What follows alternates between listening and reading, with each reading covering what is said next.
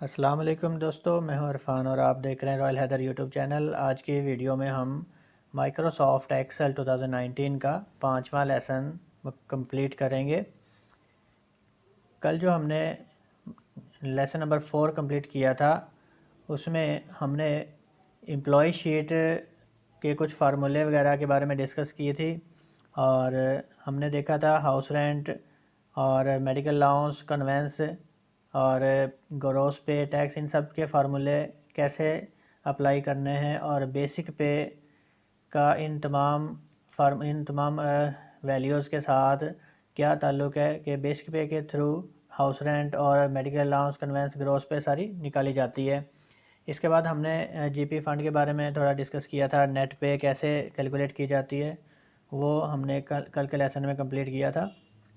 तो लास्ट पे हमने इनको टोटल कर लिया था, फिर इनको ये कलर्स और बैकग्राउंड वगैरह लगा दिया था। तो इसी तरह से आज का जो हमारा लेसन है, लेसन नंबर 5, इसमें हम रिज़ल्ट शीट के बारे में डिस्कस करेंगे और स्टूडेंट्स रिज़ल्ट शीट कैसे क्रिएट होती है, इसमें टोटल मार्क्स कैसे अप्लाई किए, टोटल मार्क्स कैसे निकाले जाते हैं, एवरेज कैसे निकाली जाती है, ग्रेड कैसे निकाले जाते हैं और रिमार्क्स कैसे निकाले जाते हैं। तो आज की वीडियो मुकम्मल देखिएगा ताकि ज़रूरी फार्मूले और इंस्ट्रक्शंस मिस ना हो।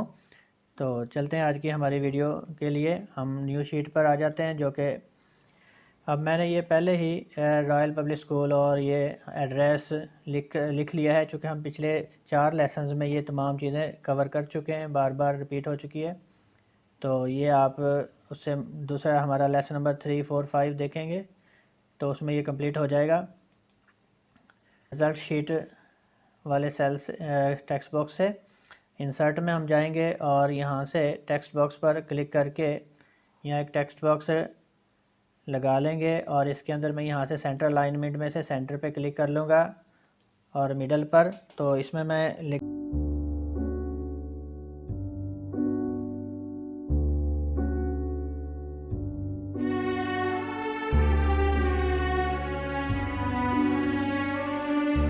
से ये टेक्स्ट बॉक्स डिज़ाइन हो जाएगा।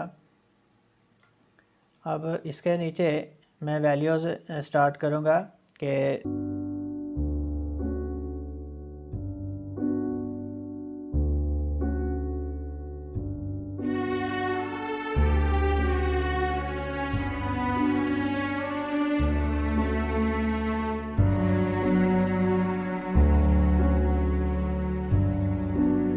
इनमें मैं इनके रोल नंबर्स लिख लूँगा, जैसे कि लिखा हुआ है 1001 और 1002। इन दो रोल नंबर्स को मैं सिलेक्ट करके ये डॉट पर क्लिक करने के बाद इनको थोड़ा सा ड्रैग करके कंप्लीट कर लेता हूँ। तो इसको यहाँ से सेंटर अलाइनमेंट कर दूँगा और अब क्लास मैं यहाँ पर लिख देता हूँ CCA। और जैसे कंप्यूटर कोर्स होते हैं CCA, MS ऑफिस, तो इस तरह से ये मैं क्लास CCA लिखकर ऐसे ड्रैग करता हूँ तो सब में ये ऑटो फिल हो जाएंगे। तो अब यहाँ पे मार्क्स लिखे जाएंगे कि माइक्रोसॉफ्ट विंडोज़ में, MS वर्ड में और एक्सेल में मार्क्स जिस तरतीब से स्टूडेंट्स के हासिल किए जाते हैं। तो अब ये इन मार्क्स को मैं सेम टू सेम कॉपी कर लूँगा, क्योंकि ये हमने जर्नल लिखने होते हैं। तो इसको मैं यहाँ पर पेस्ट कर देता हूँ।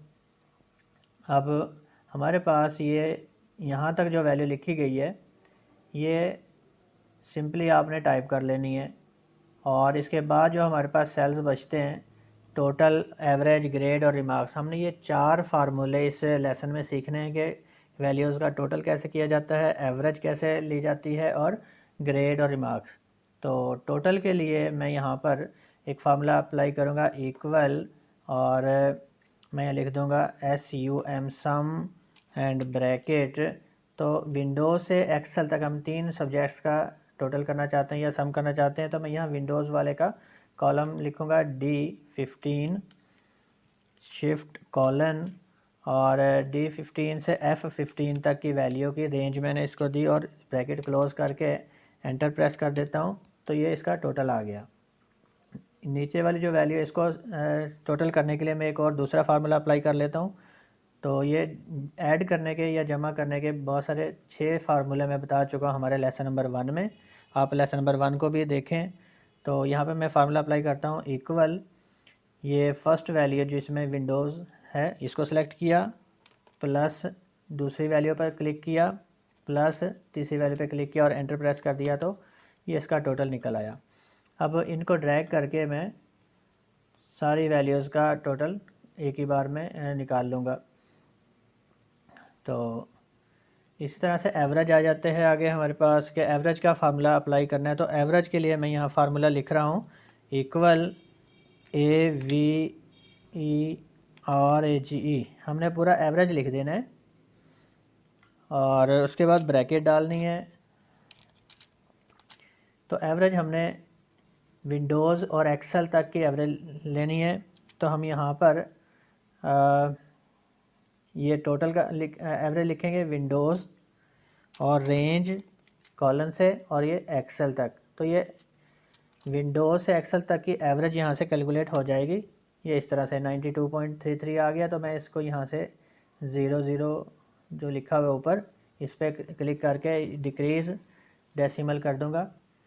तो ऐसे नेक्स्ट वाले एवरेज निकालने का एक और फार्मूला मैं आपको यहाँ बताता हूँ, इक्वल तो ये टोटल वाला कॉलम डिवाइड इनकी तादाद, जैसे कि 3 वैल्यूज़ का हमने टोटल किया तो डिवाइड बाय 3 और एंटर प्रेस करूँगा तो ये इसका आंसर भी आ जाएगा। तो इस तरह से अब हम इनको ड्रैग कर लेंगे पकड़ के कॉर्नर से और ये ऐसे, तो सब वैल्यूज़ की एवरेज हमें मालूम हो जाएगी। तो दोस्तों इसके बाद ग्रेड का एक फार्मूला है जो कि थोड़ा लेंथी होता है, तो इसके बारे में यहाँ थोड़ी इंस्ट्रक्शन में लिख दी है कि ग्रेड कैसे निकलेगा। कि इक्वल इफ़ एवरेज जो है वो ग्रेटर देन 90 हो तो ग्रेड ए प्लस आए, और अगर एवरेज 80 प्लस हो या 80 ग्रेटर देन 80 या इक्वल 80 हो तो ए हो, और एवरेज 70 प्लस या ग्रेटर देन हो तो बी, एवरेज ग्रेटर देन 60 तो सी। तो इसी तरतीब से ये डी और पास, डी और फिर पास या फेल। तो ये फार्मूला हम अप्लाई करेंगे अपने इस एवरेज ग्रेड मालूम करने के लिए। हम यहाँ फार्मूला लगाएंगे, इक्वल इफ़ ब्रैकेट ये एवरेज वाला कॉलम यानी कि average greater than equal to 90 then A plus. ये हमारे पास एक वैल्यू निकल आती है। अगर यहाँ एवरेज वाले कॉलम में 90 से अबव वैल्यू होती है तो ग्रेड ए प्लस होगा, वरना if bracket average greater than equal to 80 होती है तो ये ए वैल्यू यहाँ पर ग्रेड ए हो जाएगा, कॉमा फिर इफ़ ब्रैकेट और ये एवरेज वाली value bracket average greater than equal to 70। तो ये हमारे पास आंसर आ जाएगा यहाँ पर बी। तो कॉमा इफ़ और ब्रैकेट और ये फिर average greater than equal to 60, ये 60 देन कॉमा, तो हमारे पास आंसर आ जाएगा C and comma if bracket और फिर ये एवरेज वाला column greater than equal to 50। तो ये हमारे पास मैं यहाँ पर बी प्लस 70 के बाद बी प्लस आता है और ये 60 के लिए आता है बी और 50 के लिए आता है सी। तो C and comma if bracket और ये average greater than equal to 40। Then क्या होगा, अगर 40 से अबव हैं तो फिर पास हो जाएंगे, अदरवाइज़ या एल्स, कॉमा यूज़ करते हैं एल्स के लिए, तो एल्स फेल, ये ऐसे। तो ये हमारा फार्मूला कंप्लीट हो गया है। अब जितनी ब्रैकेट्स हमने स्टार्ट की हैं उतनी हम क्लोज़ करेंगे। ये फर्स्ट ब्रैकेट क्लोज़ हुई है, ये सेकंड के लिए, ये थर्ड के लिए, ये फोर्थ के लिए, फिफ्थ के, सिक्स्थ, सेवन। तो हम ये टोटल 7 ब्रैकेट्स क्लोज करेंगे और एंटर प्रेस कर देंगे। तो ये हमारे पास इसका ग्रेड आ गया है ए का। इस पर मैं ये आपको यहाँ पर दिखा सकता हूँ, ये बैकअप में ये सारा फार्मूला इस पर अप्लाई हुआ है। अब जैसी एवरेज चेंज होगी, मिस फ़र्ज़ करें ये जो वैल्यूज़ हैं ये वाली, अगर मैं इनमें चेंज करता हूँ, जैसे 90 को मैं 40 कर देता हूँ और ये देखें ग्रेड साथ ही बी चेंज हो गया है, और ये वर्ड में 98 को मैं ये 50 कर दूँ तो ये देखें ग्रेड और कम हो गया, सी आ गया। और एक्सेल को मैं ये 20 कर देता हूँ तो ये देखें एवरेज भी चेंज हो गई है और इधर से फेल भी हो गया, यानी कि लास्ट वाला ऑप्शन, यानी कि 50 से या 40 से कम मार्क्स हैं एवरेज के तो फेल है। तो इनको जैसे जैसे मैं दोबारा चेंज करता जाऊँगा ये ग्रेड फिर चेंज हो जाएंगे। तो ये ग्रेड का इन एवरेज के साथ, इन टोटल के साथ ताल्लुक़ है। ऐसे ही सेकंड वाला फार्मूला भी अप्लाई किया जाएगा। तो ये मैं आपको अप्लाई करके दिखाता हूँ। दोबारा से एक फार्मूला है इसी को, इक्वल इफ़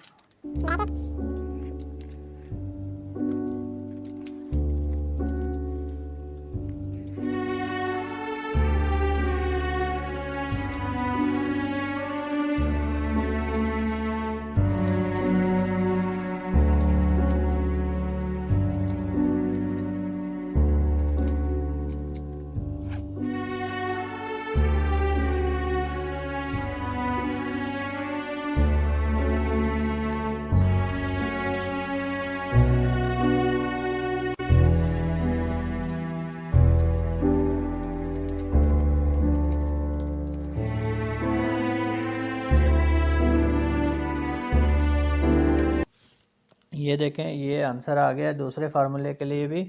तो अब हम इसको यहाँ से पकड़ के ड्रैग कर लेंगे ताकि तमाम फार्मूला ऑटोमेटिक अप्लाई हो जाएं। अब रिमार्क्स के लिए भी हम ऐसे ही ये फार्मूला अप्लाई करेंगे जो कि थोड़ा सा लेंथी है। मैं यहाँ पर आपको इंस्ट्रक्शन में दिखा दूँ कि पहले हम लिखेंगे इक्वल इफ़ ग्रेड, अगर ए प्लस ग्रेड आता है तो एक्सीलेंट रिमार्क्स होंगे, अगर ए आता है तो बेस्ट होंगे, बी आएगा तो सेटिस्फैक्ट्री, सी आएगा तो वर्क हार्ड, डी आएगा तो नॉर्मल, और अगर ग्रेड पास है तो अनसेटिस्फैक्ट्री अदरवाइज़ फेल। तो यही फार्मूला हम सारा अप्लाई करेंगे यहाँ पर। तो ये फार्मूला को सिलेक्ट कर लेंगे इक्वल टू, और ये ए प्लस आता है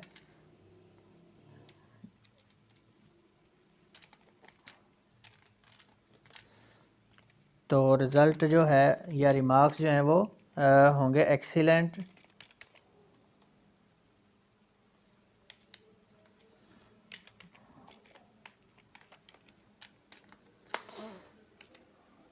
कॉमा, फिर इफ़ ब्रैकेट, और ये ग्रेड अगर ए आता है तो हम इसको बेस्ट लिख देते हैं।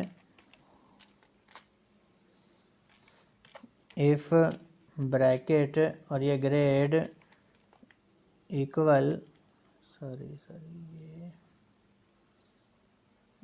यहाँ पे कॉमा लिखना मैं भूल गया इसलिए ये कलर चेंज नहीं हो रहा। ये जैसे I15 है तो यहाँ से हमें पता लग जाता है कि भाई हम फार्मूला गलत लिख रहे हैं। अगर कलर चेंज ना होना है, जैसे ये I15 कलर में है, ये आगे ब्लैक में है, तो मैं यहाँ लिखूँगा ये डबल कोट्स लिखे है तो साथ ही कलर चेंज हो गया है। तो अब मैं ये लिखता हूँ यहाँ पर इक्वल ये बी प्लस, तो हम यहाँ लिखेंगे सेटिस्फैक्ट्री, सॉरी यहाँ लिख दूँगा मैं गुड,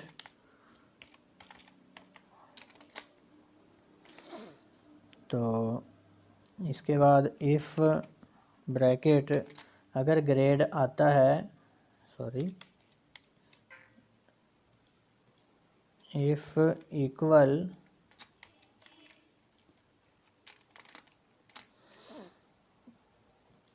ये if bracket grade equal C आ जाता है तो हम यहाँ लिख देंगे सेटिस्फैक्ट्री,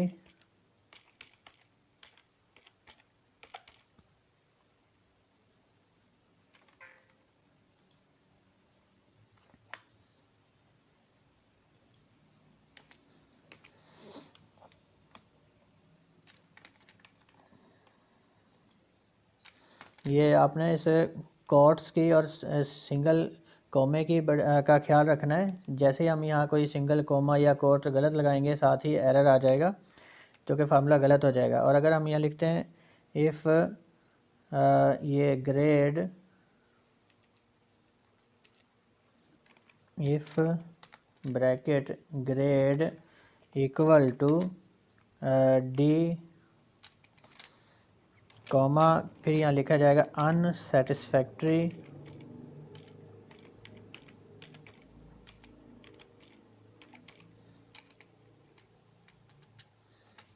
कॉमा अदरवाइज फिर फेल,